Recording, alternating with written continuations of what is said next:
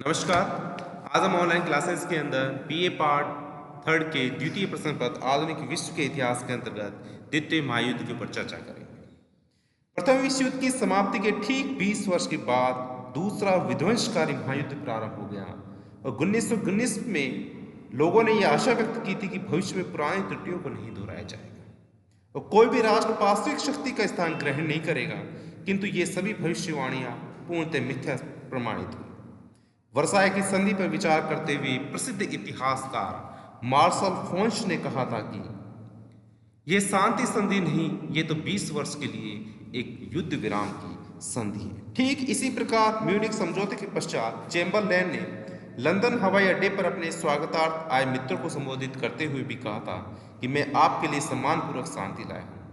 इसके प्रत्युत्तर में चर्चिल ने कहा था कि ब्रिटेन और फ्रांस के समक्ष दो मार्ग थे, युद्ध और अनादर।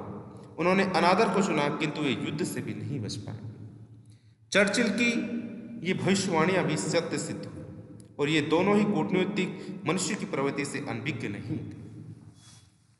वर्साय की संधि के 20 वर्ष के उपरांत यूरोप में कुछ ऐसी घटनाएं घटित हुई जिसने यूरोप की शांति को खतरा उत्पन्न हो गया, जिसके फलस्वरूप विश्व को द्वितीय विश्व युद्ध के रूप में एक और महाविनाशकारी युद्ध को झेलना।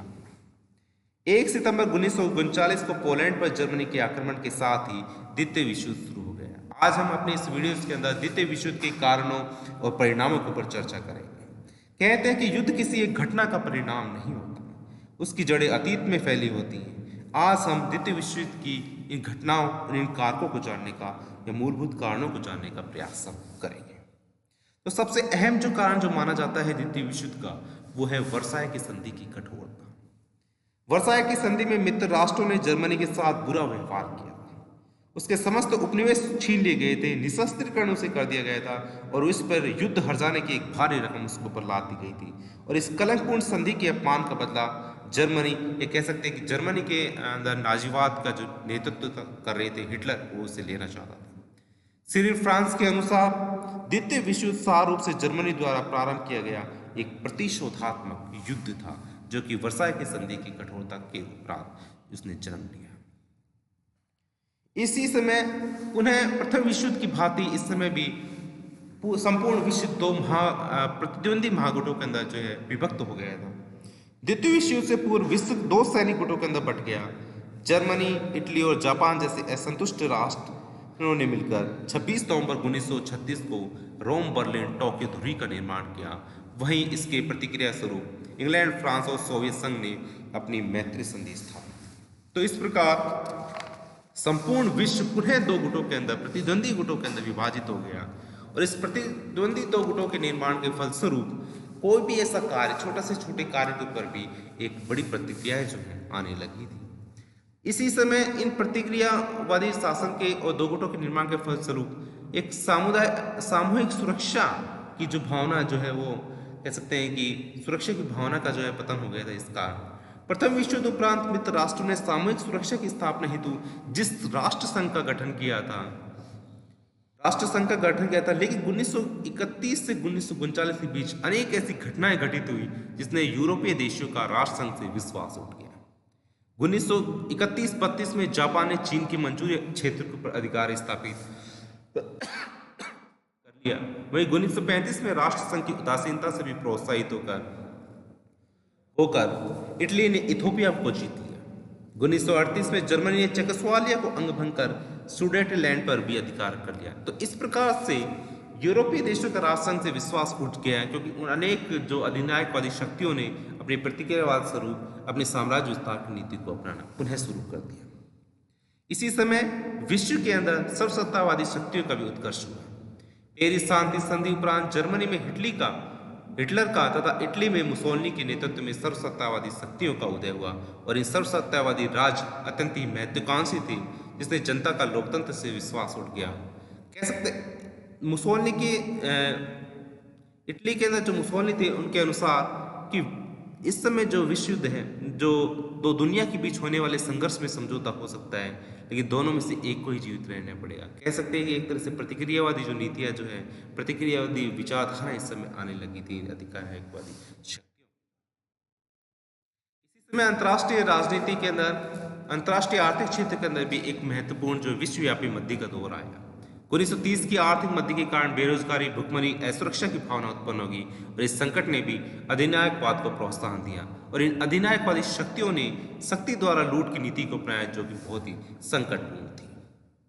एशिया में जापान तथा यूरोप में इटली और जर्मनी ने साम्राज्यवादी भावना से प्रेरित होकर अपने साम्राज्य विस्तार की नीति को पुनः अपनाया। जापान ने 1931 में मंचूरिया, इटली ने 1935 में इथोपिया पर आक्रमण किया, जिसका उद्देश्य अपने साम्राज्य का विस्तार करना था। कह सकते हैं कि इस तरह की जो साम्राज्य विस्तार की नीति ने सुरक्षा और शांति के लिए स्थापित की गई 1920 के तहत राष्ट्रसंघ को एक तरह से अपंग बना दिया और राष्ट्रसंघ से इन यूरोपीय देशों का जो विश्वास भी समाप्त हो गया। मित्र राष्ट्रों के द्वारा भी आपसी वैमनस्य के कारण इंग्लैंड और फ्रांस ने भी तुष्टीकरण की इस समय नीति अपनाई। इस समय विश्व के अंदर साम्यवादी विचारधारा का प्रभाव निरंतर बढ़ रहा था। इस साम्यवादी विचारधारा का प्रभाव इंग्लैंड और जर्मनी जो कर रहे थे, लेकिन नाजीवाद ने भी साम्यवादी विचारधारा का जो है विरोध किया, जिसके फलस्वरूप इंग्लैंड और जर्मनी की सहानुभूति भी उसे प्राप्त हुई। इसके तहत इंग्लैंड ने जर्मनी को पुनः शक्तिशाली बनने में भी मदद की। इंग्लैंड ने जर्मनी द्वारा राष्ट्रसंघ की अवहेलना, ऑस्ट्रिया की हड़प, चेकोस्लोवाकिया जैसी नीतियों को से हर्ष स्वीकार किया। चर्चिल के अनुसार हमारी तुष्टीकरण की नीति के कारण हिटलर को यह विश्वास हो गया कि फ्रांस ब्रिटेन हमारे विरुद्ध युद्ध करने में भी सक्षम नहीं है। निशस्त्रीकरण की असफलता। वर्साय की संधि में यह प्रावधान किया गया था, इसके अनुच्छेद 159 से 212 के अंदर कि अंतर्राष्ट्रीय शांति की स्थापना हेतु निशस्त्रीकरण की बात इसके अंदर कही गई थी, लेकिन सर्वसत्तावादी राज्यों जैसे जर्मनी, इटली और जापान ने इस नीति को असफल कर दिया। इन राज्यों के द्वारा अपने सैन्यकरण पर विशेष रूप से बल दिया गया, जिसके फलस्वरूप सशस्त्रीकरण के फलस्वरूप आतंक के दायरे का भी निरंतर जो है विस्तार हुआ। वर्साय की संधि उपरांत अल्पसंख्यक जाति अस्तित्व में आई। इसमें लगभग 75 लाख जर्मन अल्पसंख्यक थे, जिसने हिटलर ने इनके असंतोष को बढ़ाकर अल्पसंख्यकों पर कुशासन के बहाने ऑस्ट्रिया और सुडेटेलैंड के ऊपर भी कब्जा स्थापित। एक तरह से कह सकते हैं इसके द्वारा भी उसने साम्राज्य विस्तार के हिटलर ने भी साम्राज्य विस्तार की नीति को अपनाया। इस समय पुनः पूर्व की भांति अनेक राष्ट्र आपस के अंदर कूटनीतिक संधियां इस समय कर रहे थे, यूरोपीय राष्ट्र। तो यूरोपीय देशों के मध्य होने वाली अनेक गुप्त संधियों ने भी विश्व को दो गुटों के अंदर बांट दिया था। एक गुट का नेतृत्व तानाशाही शक्ति तथा दूसरे का विरोधी शक्तियां कर रही थी, और इस प्रकार इन कूटनीतिक संधियों ने भी युद्ध को अनिवार्य बना दिया था। इस समय जब हिटलर एक से अनेक कारणों के कारण द्वितीय विश्व युद्ध की जब स्थिति उत्पन्न हो गई, तो हिटलर ने 1 सितंबर 1939 को डेंजिंग बंदरगाह के ऊपर अधिकार के उद्देश्य से पोलैंड के ऊपर आक्रमण कर दिया, जिससे द्वितीय विश्व युद्ध शुरू हो गया। 3 सितंबर को फ्रांस तथा ब्रिटेन ने जर्मनी के विरुद्ध युद्ध की घोषणा कर दी, और यह युद्ध 14 अगस्त 1945 को जापान के आत्मसमर्पण के पश्चात। आज हमने द्वितीय विश्व युद्ध के कारणों के ऊपर जो चर्चा की है, इसके अंदर अगर हम देखें तो अनेक ऐसे कारण रहे हैं जिसके अंदर फलस्वरूप द्वितीय विश्व युद्ध शुरू हुआ। इसमें सबसे महत्वपूर्ण कारण वर्साय की संधि की अवहेलना, क्योंकि वर्साय की संधि बहुत अधिक कठोर थी। जर्मनी ने इसके विरुद्ध जो व्यापक प्रतिक्रिया इसके जर्मनी के अंदर हुई। इसी समय पुनः प्रथम विश्व युद्ध की भांति विश्व दो राजनीतिक गुटों के अंदर जो है तब्दील हो गया। प्रथम विश्व युद्ध के दौरान शांति संधि के लिए विश्व शांति संधि के लिए स्थापित किए गए राष्ट्रसंघ भी अपने कार्यों के अंदर, अपने उद्देश्यों के अंदर पूर्णतः असफल रहा था। वहीं इस समय विश्व राजनीति के अंदर अनेक सर्वसत्तावादी या अधिनायकवादी शक्तियों का उदय इस समय हो रहा था, जिसके अंदर इटली के अंदर मुसोलिनी के नेतृत्व में और जर्मनी के अंदर हिटलर के नेतृत्व के अंदर ये अधिनायकवादी शक्तियों का उदय हुआ। अंतर्राष्ट्रीय क्षेत्र के अंदर होने वाली विश्वव्यापी आर्थिक मंदी ने भी अनेक प्रकार के संकटों को उत्पन्न किया।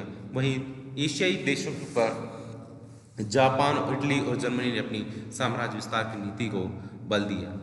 इस प्रकार निशस्त्रीकरण की असफलता, अंतर्राष्ट्रीय क्षेत्र के अंदर उत्पन्न आर्थिक संकट और राष्ट्रसंघ की असफलता आदि कारणों के फलस्वरूप द्वितीय विश्व युद्ध जो है शुरू हो गया, और इस युद्ध ने अंतर्राष्ट्रीय शांति तथा सुरक्षा के सभी प्रयासों को ठप कर दिया। तो द्वितीय विश्व युद्ध ने समस्त यूरोप की शासन व्यवस्था को भी कमजोर कर दिया।